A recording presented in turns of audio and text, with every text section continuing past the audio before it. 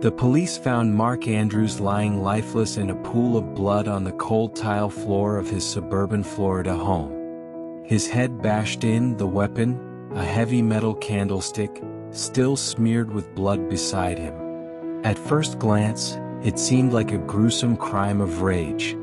But the truth lurking behind that bloody afternoon was far darker than anyone could imagine. Because Mark's death didn't begin with a fight.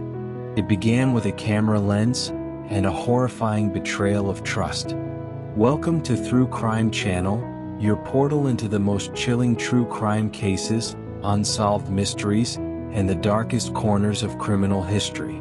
If you are new here, don't forget to like, subscribe, and turn on the notification bell. In today's case, we dig deep into the facts, uncover shocking twists, and explore the theories that keep investigators and the world on edge. Stay back and enjoy. Mark and Julia Andrews had been married for 16 years. To their friends and neighbors, they were the textbook picture of a perfect American family. A cozy home, 2 cars in the driveway, vacations in the summer, and their beautiful 15-year-old daughter, Sophie. Julia was the quiet, nurturing type, a woman who lived for her family. Mark was charming, funny, and charismatic, the kind of man who could win anyone over with a smile. But behind closed doors, their marriage was crumbling under the weight of secrets. Mark had developed a dangerous addiction, an obsession with alcohol and pornography. At first, Julia tried to overlook it, believing he would change. He promised again and again that he would quit, that he would be better. But with each broken promise, a darker side of him crept further into their home. It wasn't until Sophie blossomed into her teenage years that the unthinkable happened. It was a sweltering Saturday afternoon in June when Julia returned home unexpectedly early from running errands. She noticed something strange: the house was too quiet. She called out for Sophie but heard only the muffled sound of water running upstairs. Following her instincts, Julia made her way upstairs. The bathroom door was slightly ajar, steam curling into the hallway. Then she saw it. Mark crouched at the edge of the door, holding up his cell phone, filming Sophie as she showered. Julia froze. For a split second, the world around her fell silent except for the pounding of her own heart. When Mark turned and locked eyes with her, there was no guilt, only panic. Something inside Julia snapped. Without thinking, she grabbed the nearest object, a heavy metal candlestick from the hallway table, and brought it crashing down onto his head. Mark staggered, a look of shock frozen on his face, before collapsing onto the tile floor, blood gushing from the wound. He didn't move again. Julia screamed for Sophie to stay in the bathroom and called 911. When the police arrived, they found her sitting on the floor, rocking back and forth, staring blankly at her husband's lifeless body. Initially, it looked like a straightforward case of domestic homicide. A wife, overcome with rage, kills her husband in a fit of violence. But as investigators began piecing together the story, a web of secrets, lies, and betrayal began to unravel. Detective Marcus Lane was assigned to the case. Experienced and sharp, Lane knew that things were rarely what they seemed. The initial interviews painted Julia as a broken woman, someone pushed beyond the limits of human endurance. But what really caught Lane's attention was the cell phone found clutched in Mark's hand.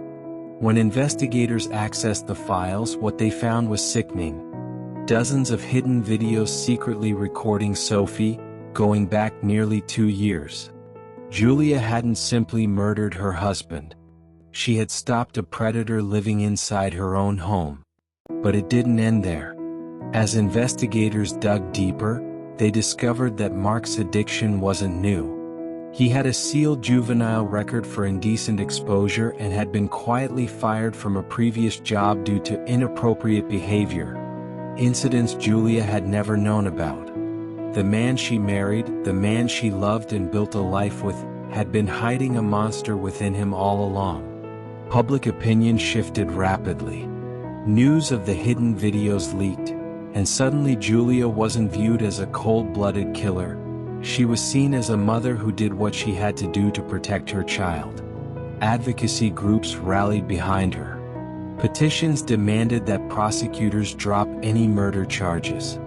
Social media exploded with cries for justice. For Julia, not Mark. Detective Lane himself admitted during a press conference, "This is one of the most tragic cases I have ever encountered. A betrayal of the deepest trust imaginable. Our hearts go out to the victimized family. But the law is never that simple." Julia was still facing second-degree murder charges. The district attorney argued that there were better choices she could have made, that she could have subdued Mark, called the police, done something other than kill him. The courtroom battle loomed, and with it, the question: would society's sympathy for Julia outweigh the strict letter of the law? This story isn't just about betrayal or even about justice. It's about the chilling reality that evil can wear the most familiar face. The one you kiss goodnight, the one you trust with your child's safety. It's about how, sometimes, the only way to truly protect the ones you love is by facing the darkness head-on, no matter the cost. Julia had spent years believing in the man she married. In a single afternoon, he shattered every illusion, leaving her with no choice but to fight for her daughter's future. On the third day of the trial, as Julia braced herself for another day of public scrutiny, her attorney whispered urgently in her ear, "We have someone. Someone who used to know Mark, and it's big." The judge allowed the surprise witness, a woman named Carla Jennings, to take the stand. Middle-aged, neatly dressed but visibly nervous, Carla raised her right hand and swore to tell the truth. Her testimony sent a ripple of gasps through the courtroom. Carla had once been Mark's living girlfriend, years before he met Julia. She recounted chilling details of her own experience, how Mark's behavior had grown increasingly disturbing, especially around her young niece. She recalled discovering hidden cameras installed in her home and confronting Mark, only for him to vanish without a trace shortly after. Carla had tried to report it, but lacking hard evidence and unwilling to put her family through public humiliation, she let it go, until she saw Mark's face splashed across the news after his death. Her voice broke as she addressed Julia directly. "You didn't kill a husband," she said, tears spilling down her cheeks. "You stopped a predator." Suddenly, the tide of the trial turned. Julia was no longer seen as just a mother caught in a moment of rage. She was a protector, someone who, faced with unimaginable horror, chose to act decisively to save her daughter from a future of trauma. The prosecution tried to tear Carla's story apart, but it was too late. The seed of reasonable doubt had been planted. The jury shifted uncomfortably. Even the judge's stern expression softened. Julia wasn't just fighting for her freedom anymore. She was fighting for every parent who had ever been faced with an impossible choice. Meanwhile, media outlets ran wild with Carla's revelations. Talk shows debated the morality of Julia's actions. Protesters stood outside the courthouse with signs reading, "Protect our children. Mothers aren't murderers. Justice for Julia." Sympathy and outrage battled in the streets. Some questioned why Julia didn't simply call the police instead of delivering a fatal blow. Others argued that in a moment of primal fear and betrayal, instincts override logic. Finally, after 2 grueling weeks, both sides rested their cases. The courtroom fell into heavy silence as the jury retired to deliberate. Hour after excruciating hour ticked by, Julia sat quietly, clutching a worn photo of Sophie, the same daughter she had sacrificed everything to protect. Would they see her as a murderer or a mother? The minutes stretched into eternity, each one heavier than the last.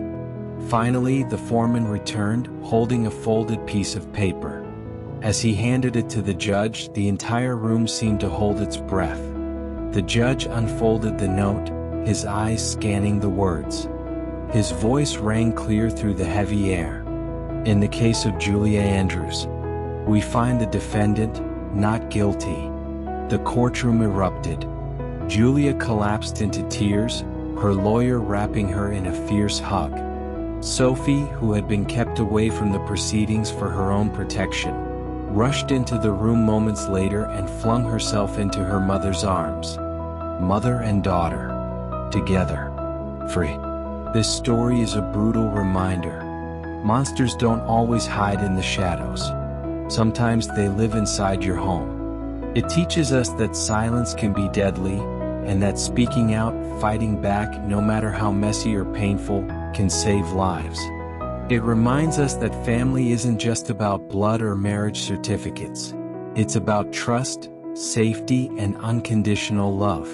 And sometimes the bravest thing a person can do is destroy the thing they once loved most. A knock at the door. It was a cold October evening when the knock came, hard, deliberate, chilling. Julia froze mid-step, the hair on her arms standing on end. Peeking through the peephole, she saw a man in a dark suit, holding a thick envelope. Reluctantly, she opened the door a crack. "Julia Andrews? Who's asking?" she said cautiously. "My name is Detective Alan Royce. I'm with the Special Victims Unit in Houston. We need to talk. It's about Mark." Julia's stomach turned. She thought she had closed that chapter. Burned it, buried it. But fate, it seemed, had other plans. Detective Royce revealed something she could barely comprehend. In the months leading up to his death, Mark had been under secret investigation by federal authorities. Not for domestic abuse. Not even for child exploitation, though that was part of it. No, it was something even worse. Mark had been involved in a ring, a hidden network trading in images and videos of minors. He wasn't just a predator in his own home. He was part of a system that fed on the vulnerable, the voiceless. And it got even more chilling. Royce slid the envelope across Julia's table. Inside were files, damning evidence the feds had collected but hadn't acted on yet. Among the horrific materials recovered from Mark's encrypted drives were images of Sophie. Julia's heart shattered all over again. Her daughter hadn't just been a victim of her father's sickness. She had nearly been sold to the highest bidder. Tears blurred her vision, but anger quickly followed. Blazing, consuming, unforgiving. As she read further, Julia learned that Mark hadn't stumbled into this darkness. He had sought it out, groomed relationships, hid his activities under layers of false charm. Their entire marriage had been a facade, a cover. He married her not out of love, but because she was easy to manipulate. Because he wanted access to Sophie. Julia's mind reeled. The memories of laughter, vacations, the happy family photos, they felt like knives against her skin now. Mark had been a monster. And she had been sleeping beside him for over a decade, never suspecting the depths of his evil. Just when Julia thought it couldn't get worse, Detective Royce delivered the final blow. Mark had partners. People who are still out there. And they know who you are, Julia. There were encrypted files, coded names, transactions. The people Mark worked with wanted those files back. Files the FBI now had in evidence. But these people didn't trust law enforcement. They wanted to erase loose ends. Which meant Julia and Sophie were now targets. The fear that once paralyzed Julia burned away that night. She was no longer the woman who reacted in the heat of a single terrible moment. Now she was a woman who would fight, preemptively, smartly, relentlessly. Julia swore to herself and to Sophie that no one would ever hurt them again. No more running. No more hiding. It was time to prepare for the storm coming their way. Sometimes the enemy isn't just the one who wronged you. It's the system that allowed them to thrive. It's the silence, the blind trust, the desperate hope that evil couldn't live under your roof. Julia learned that survival isn't just about escaping the past. It's about standing ready for whatever darkness tries to claw its way back into your life. You can't heal by forgetting. You heal by fighting. By protecting the innocent at all costs. As Julia locked her door that night, she saw the shadow of a man standing across the street, watching, waiting. She knew instantly. The hunters had found them. And this time it would be a fight to the death. Julia stood frozen behind her curtain, heart hammering in her chest. The figure across the street didn't move, didn't flinch, just stood there watching. Something primal awakened in her. She had fought too hard to build this fragile peace for Sophie. She wouldn't lose her daughter to the same monsters her husband once walked among. She turned off the lights, locked the doors, and quietly gathered what little self-defense tools she had. A baseball bat, pepper spray, a small kitchen knife. And then she waited. At exactly 2:17 a.m., Julia heard it, the unmistakable creak of the back door swinging open. Silent, calculated footsteps moved across her kitchen floor. Sophie stirred in her room, but Julia slipped into her hallway before the stranger could reach her daughter's door. The intruder, a tall, broad-shouldered man, froze when he saw Julia standing there, weapon in hand. "Where's the drive?" he growled. It wasn't a robbery. It wasn't even revenge for Mark's death. It was about the evidence Mark had left behind, proof that could destroy entire criminal rings. Julia's voice was steady. "I burned it." A lie, but one she delivered with steel in her voice. The man snarled, stepping forward, but Julia was ready. What happened next wasn't elegant. It wasn't planned. It was raw, primal survival. Julia swung the bat with everything she had. It connected with a sickening crack against the man's ribs. He stumbled but recovered quickly, grabbing her wrist and slamming her against the wall. The knife fell from her grasp, sliding across the floor. He reached for it, but Sophie, awakened by the commotion, launched herself into him, biting, scratching, screaming. In that moment of chaos, Julia grabbed the pepper spray and emptied it into the man's face. He screamed in agony, clawing at his burning eyes. Without thinking, without pausing, Julia grabbed the knife and plunged it deep into his side. He collapsed with a grunt, blood pooling rapidly around him.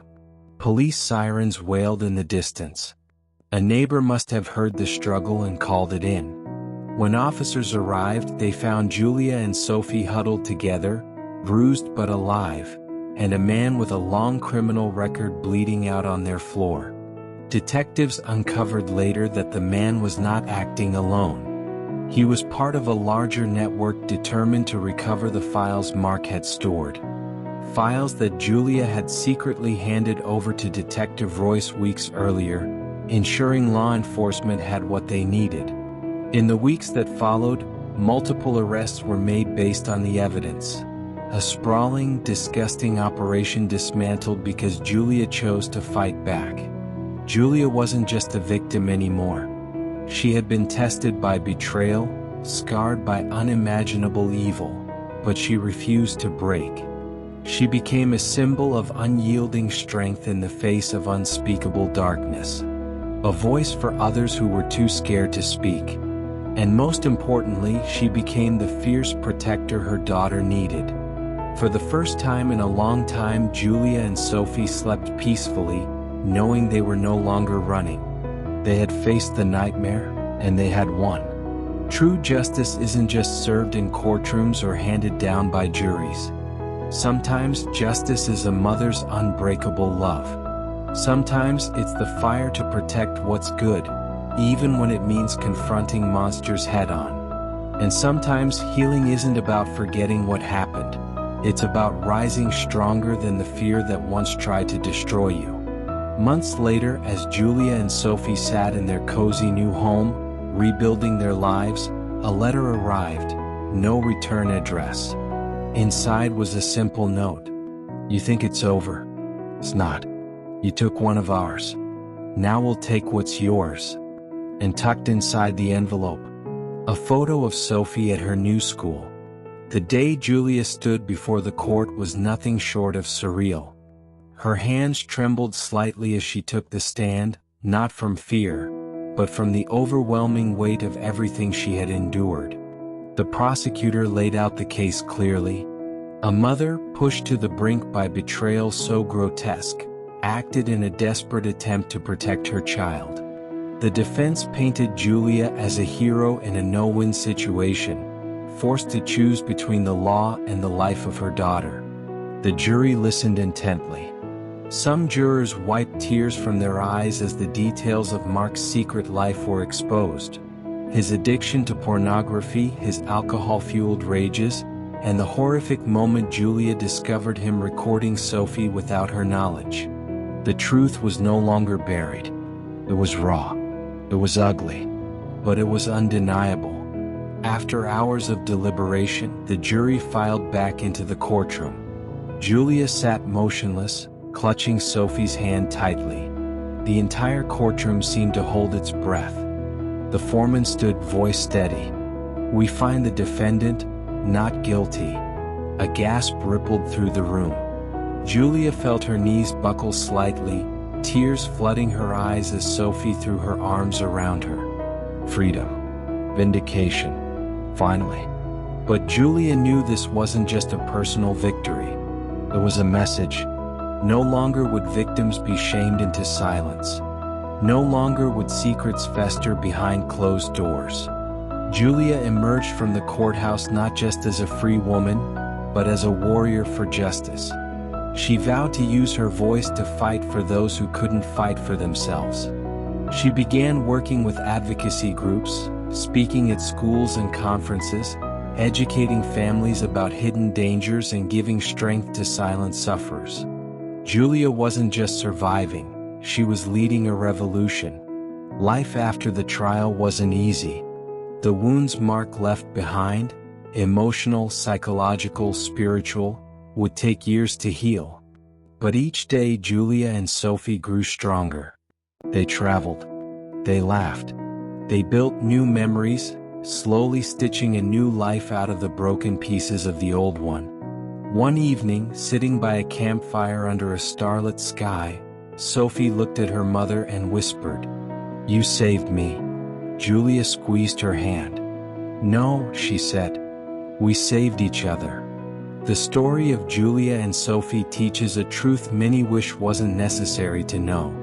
Evil often wears the mask of someone you trust. Silence can be deadlier than confrontation. Justice isn't always found inside a courtroom. Sometimes it's found in survival, in speaking out, and in refusing to let darkness win. When betrayal shatters everything you believed in, you have two choices: break apart or rebuild stronger. Julia chose strength. Sophie chose hope. Together they chose life. But just when Julia thought they had finally outrun the ghosts of the past, a small, unmarked envelope arrived at their new home one morning. Inside was a single piece of paper. No threats. No words. Just a photograph. A photograph of Sophie taken yesterday, walking home from school. Julia's hands shook. Her heart hammered against her ribs. The past wasn't done with them yet. Julia stared at the photo again, her breath catching in her throat. It was definitely Sophie, her daughter, her entire world, captured in a candid shot while walking home from school just the day before. The message was clear. Someone was watching them. But who? Mark was dead. His circle of influence had supposedly ended with him.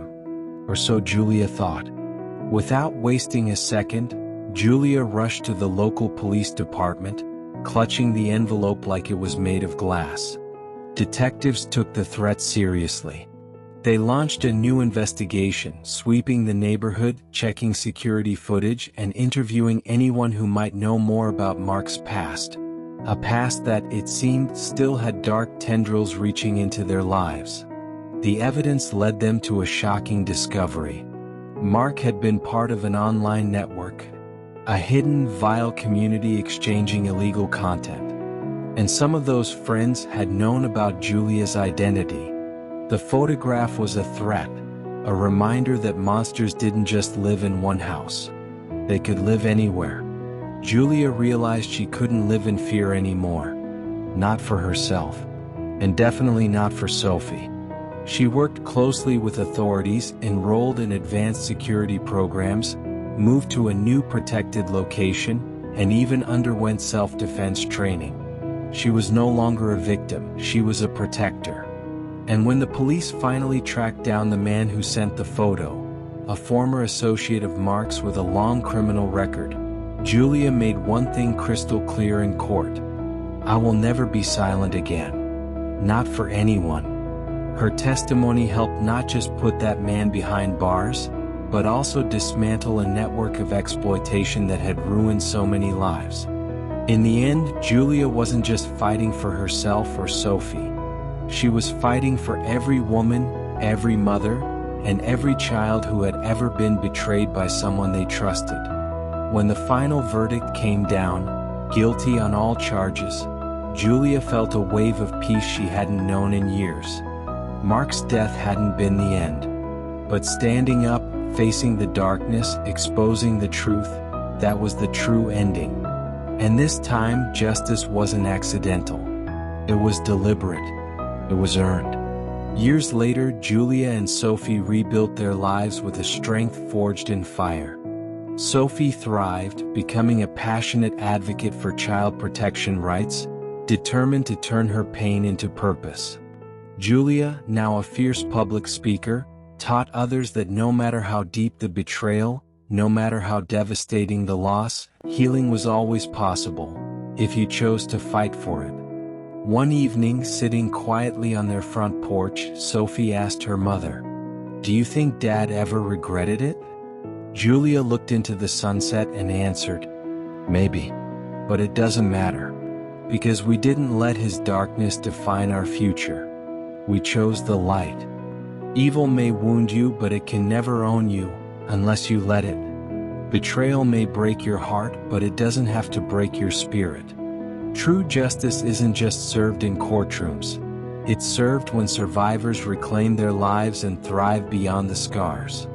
In the end, Julia and Sophie didn't just survive, they conquered. Their story is a chilling reminder. Sometimes monsters are real, but sometimes heroes are too. And sometimes justice wears the face of a mother protecting her child, no matter the cost.